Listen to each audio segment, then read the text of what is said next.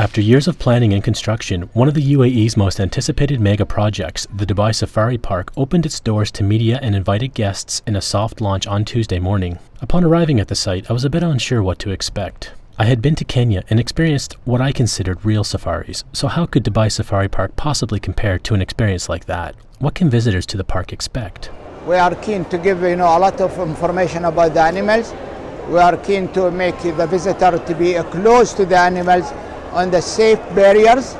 Therefore, a lot of interaction between the visitor and the animals. There will be a lot of shows also, and there is a lot of educationally it will be also given for the visitor. The first thing guests to the park are treated to is a beautifully designed main building, sweeping glass walls that connect at the roof, making for an eye-catching first impression. From there, visitors board a train or a bus, or an interesting combination of the two, and head out into the safari park. A very good morning and a warm welcome to Dubai Safari. My name is Donika and I'm going to be your trail guide for this journey. Sprawling across 119 hectares and completely covering what residents of the area will know was a landfill, the park is split into different sections. The first stop landed me at the Safari Village.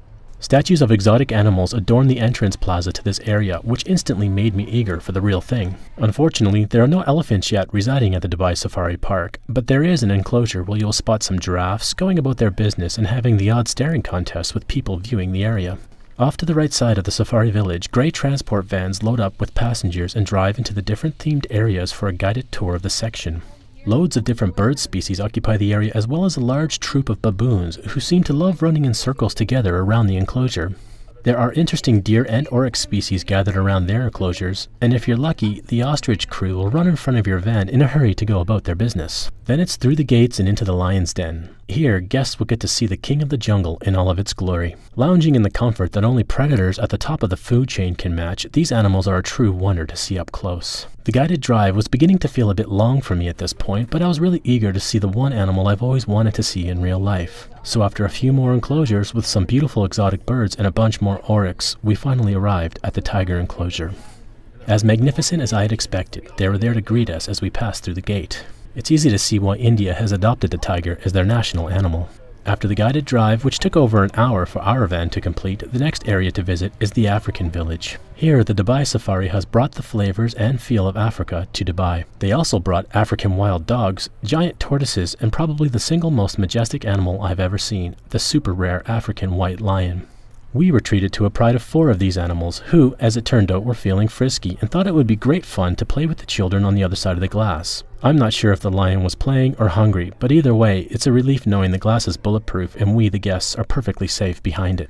As my tour of the park came to an end, I began thinking about my original thought from the beginning of the day. The Dubai Safari Park is certainly not an African safari, but it is amazing to see the care and thought put into each animal's area. I was caught up in the sheer scale of it all, the wonderful animals that inhabit the park, and that from January onwards, after the grand opening to the public, those who live in the UAE will forever enjoy a better quality of life. Because we can learn and witness firsthand the wonder and majesty of some of nature's finest creatures. At the end of the day, it's not about comparing the Dubai Safari with other safaris from around the world. It's about recognizing how big of an achievement it is that the UAE's residents now have an amazing safari experience of their own to enjoy. Logan Fish for Gulf News.